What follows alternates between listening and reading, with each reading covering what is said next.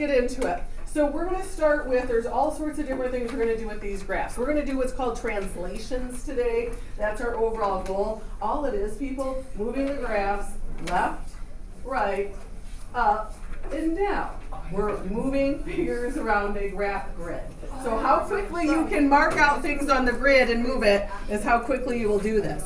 Now, guys, quiet, pay attention. Here we go. So if the point 3, -6 is moved 5 to the right, what's your new coordinate? So first question for you. Which coordinate affects your movement left and right? Is it the x or the y?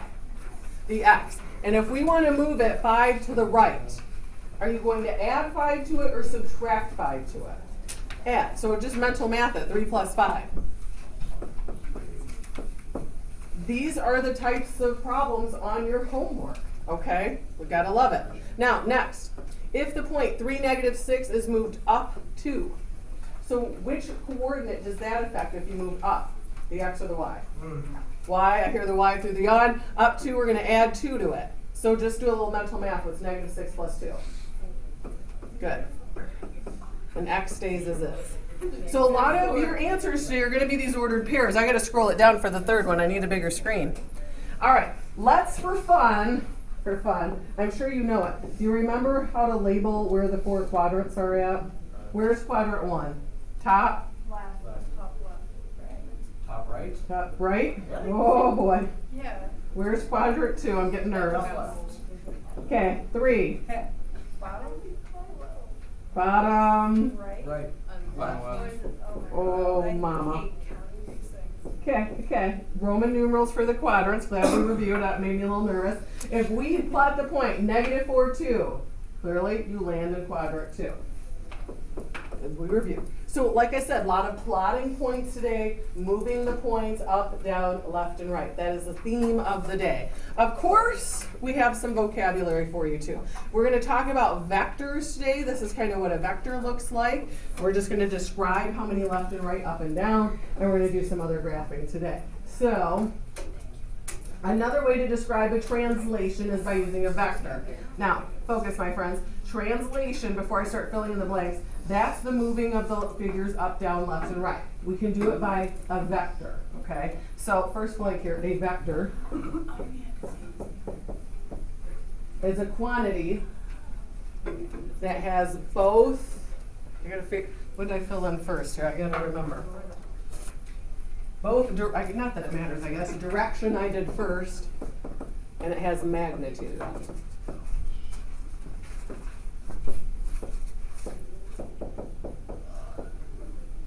So when it says magnitude, that's like how many right did you move it, how many up did you move it, so on and so forth. Now, how you represent this, it's represented in the plane by an arrow drawn from one point to another. So to be honest with you, and you can see the picture on your next slide, this figure to me looks like a ray. Remember when we did rays way back in chapter 1? Kind of the same idea. Ray is kind of a special vector. What we're actually going to add to it now, though, is how many right, how many up, how many down. What is the direction that we're moving our vector?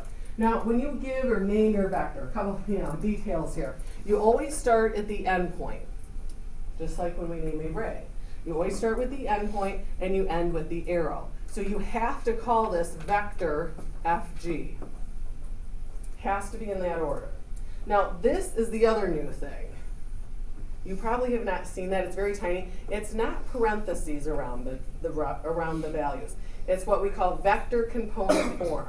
So they kind of have those pointy ends on them. Now, super easy. I love vector component form because it's short and sweet. It's just telling you, hey, you got to move it right 5, up 3. So the first coordinate is your horizontal distance. The second coordinate is your vertical, like your y distance. So of course, to go from F to G, right 5, up 3. So that is its vector component form. So it's just a little shortcut of how you're getting from the initial point to the terminal point. So let's name some vectors. Name the vector, write its component form. Okay. You have to start at the end point B, and you're going to end at what we call our terminal point, the ending point C, put my vector symbol, and then it wants the component form. So now I'm gonna do a little counting, and I know some of these graphs just did not copy the best. I apologize if you can't see it the greatest. Just start counting from B to C. First, I'm gonna go to the right. 1, 2, 3, 4, 5, 6, 7, 8, 9, and then I have to go down 2. That's it. That's your component form. I went right 9, and then we had to go down 2. All right, you guys try this one. So first question, before I start writing, is it vector T, S, or ST? ST, you have to start with the endpoint. And then let's do the component form. To go from S to T, you have to clearly from S to T, you're going left, how many? Give you a second to count. 8. And since left and negative, how many up or down do you go? 0. So any questions on naming the vectors? Man, I almost missed proofs. This is too easy, too easy. Okay, My nose hurts. I kind of talked about translation here at the beginning. That's what we're doing today. That is us moving the graphs left, right, up, and down. So first, before we get to translation, you can see that's the third word on here. Let's just start with what we're doing, the title of the chapter, transformations. So transformations, moving the figures. We're going to do rotations, reflections, enlargements, reductions. We're transforming all of these pictures. So it is a function that moves or changes a figure in some way to produce a new figure called an image. Now I'm going to circle image because you're going to hear me say that a lot. So if I tell you to move the triangle, I don't know, right 2, up 3, the new triangle is your image. That's its little fancy vocab name for it. The pre-image is your original figure. And of course, think about the prefix pre, that's before the image, that's your original picture. Now we're focused on types of transformations, there's a lot of them, rotations, reflections, enlargements, all this stuff. We're doing translations today. We're moving the up, down, left, and right. So moves every point of a figure the same distance. So you're moving all the points right 5, up 2, whatever, in the same direction.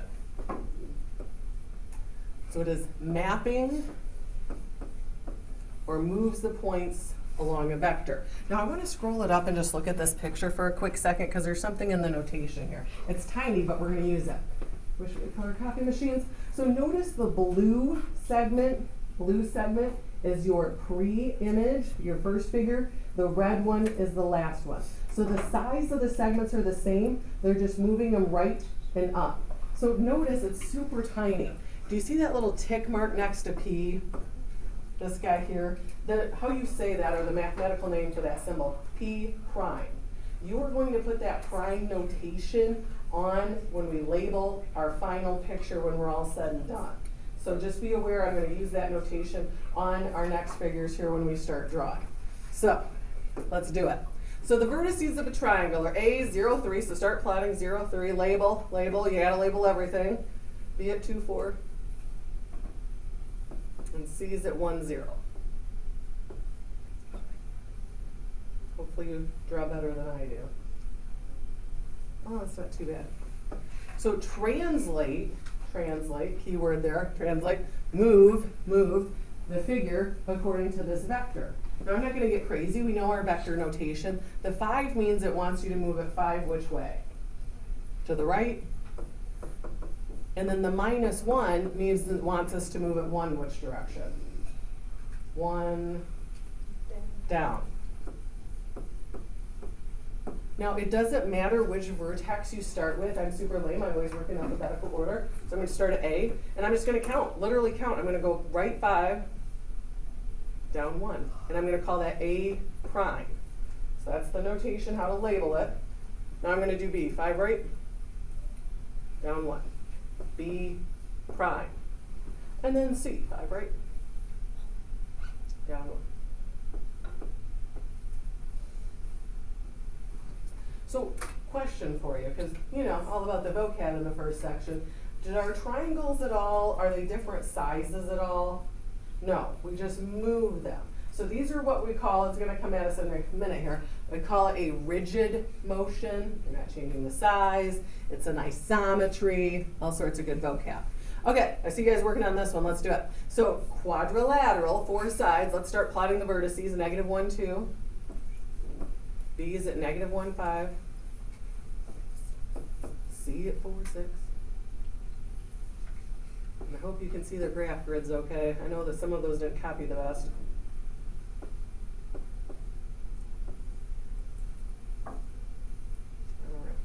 Now, same thing, I'm going to take a look at my rule. So here, not in the vector form, but still the same information. You're adding 3 to x, which moves the 3 to the right, just like we did in the warm-up problems. And then, of course, they're subtracting 1 to y, so that's going to move it 1 down. So again, I just alphabetical. I start at A and I just start counting.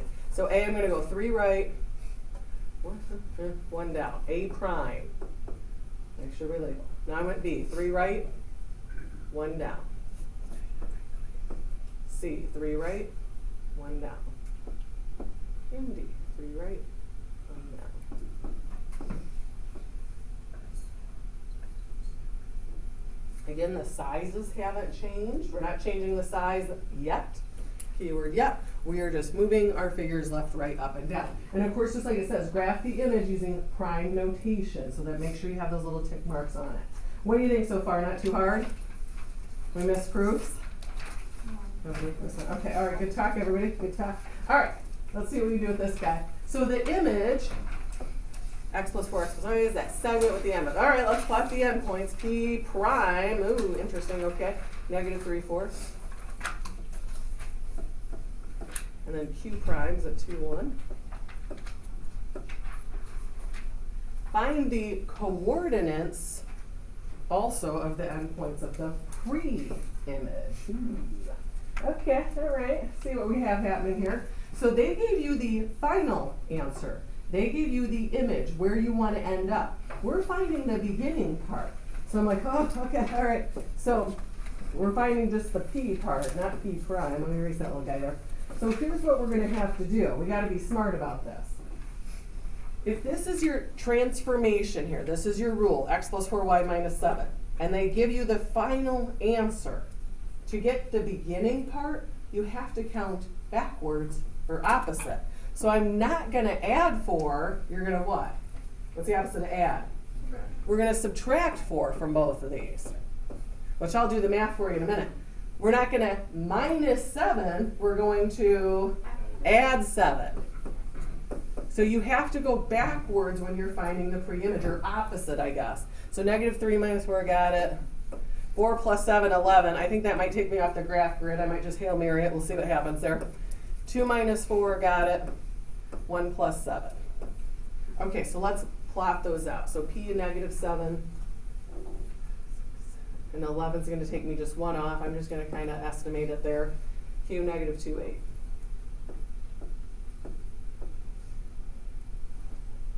So that's the only tricky part of the assignment today, is sometimes they want you to find the pre-image, the original picture, the starting point. So you have to do the opposite, or count backwards, so to speak. Now when I look at this, I'm like, if I apply the rule to the blue and go right 4 down 7, yeah, I'm going to end up at the purple. So I know I counted it correctly. I have the right coordinates. That's the only tricky thing of the day. Any questions on that part? All right, okay.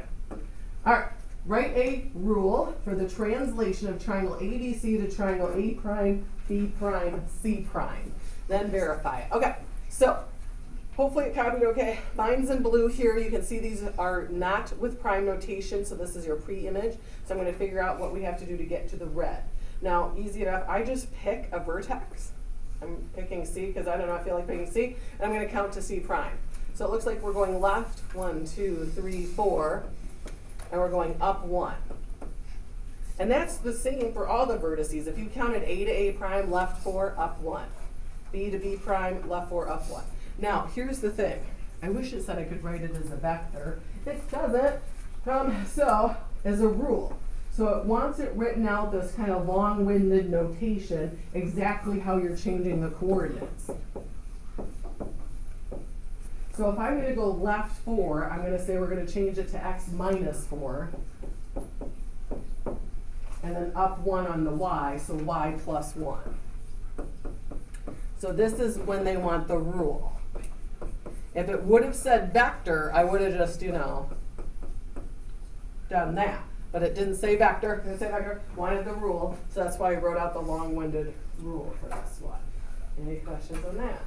Love this stuff. Okay, so when we talk about this word, isometry comes up, and I already alluded to this. Have any of our figures changed size at all? No, they're all the same size. Eventually they will. So anytime we do a translation, moving up, down, left, right, of course, that's considered to be what we call a rigid motion. You're moving it, motion, but you're not changing the size. So a transformation that preserves size and angle measure. Another name for it, isometry. Now, I've even seen some textbooks, and sometimes in the directions, it's up to you if you want to write this down, they'll even sometimes call it a congruence.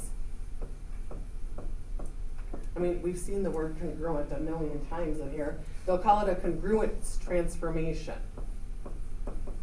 All means the same thing. You're not changing the size. I just thought I'd throw that on there too in case that pops up on us. It just might. So we're working on translations specifically. Translations, the up, down, left, right. Those, of course, are rigid motions. We haven't changed size on anything yet. Keyword yet. Now, this is just more of the same. So composition, which we're going to do next, what it refers to is this. You have two translations to do.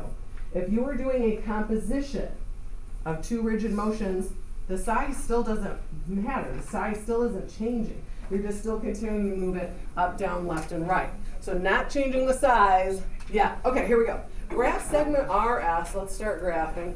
-8, 5. Got it. S, -6, 8. And its image after the compositions. Okay, so you have two translations, which means we're going to put two more segments onto this picture. I'm going to do, of course, the next one in green. So I see we've got the +5 on X, so I'm going to move it 5 right. And I've got the -2 on the Y. Now, do I care on your homework if you actually write out 5 right, 2 down? No, I don't. No, just putting it for your notes. Let's do it. I'm going to start at R, 5 right, 2 down. I'm going to call it R prime. All right, S, 5 right, 2 down.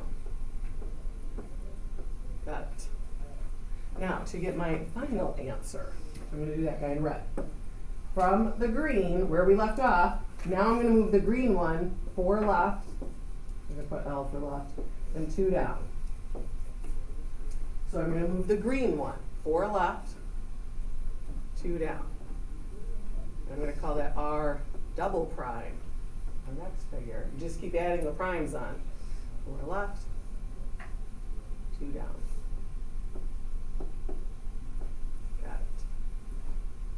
So you're going to see throughout the chapter, sometimes they're going to make you move it more than one time. You just keep adding the primes onto the notation. I think there's one problem, we get to a triple prime. Hey, question time for you. I got a question for you. Can you find a shortcut to go from the purple straight to the red and skip the green? Just what Mason said, combine like terms. What's 5 minus 4? 1. So 1 right, 4 down. If I move the purple, 1 right, 4 down, bam, there I am. 1 right, 4 down, there I am. So you can, this is the next problem we're going to do. They're going to have you combine multiple translations into one final answer. Just put the like terms together and that will get you to the very final answer. So here we go. I'm sure we do this all the time, kids. You use floor tiles to help you learn a new dance move. You move 1 tile right, 3 tiles down. So I'm going to start thinking about this here. So if I go 1 right, 3 down. So that's what I'm kind of thinking about right now. And then we're going to go 2 left, 1 up. Well, if we go 2 left, I'm going to have to subtract 2 from X. And then 1 up, add 1. So it wants you to rewrite it as a single translation. Now that's kind of rough sketch there. I'm going to make it pretty now. My full-on rule here, we're changing X and Y. And I'm gonna do just what Mason said, I'm gonna combine the like terms. So I'm going to put these guys together. 1 minus 2 results in what? So I'm just gonna put it as x minus 1. And then I'm gonna combine the y's. Negative 3 plus 1 results in what? Negative 2, so I'm gonna put y minus 2. Now, some of you probably could have skipped what I wrote in the blue and the green and just combined it as you read it in the problem in your head together. I just like to be dramatic for your notes and write out all the work. As long as you can give me the final answer, I'm happy with you. Any questions on that? Okay, final thing. Write a rule and a vector in component form that represents this translation. Okay, well, let's do the rule first.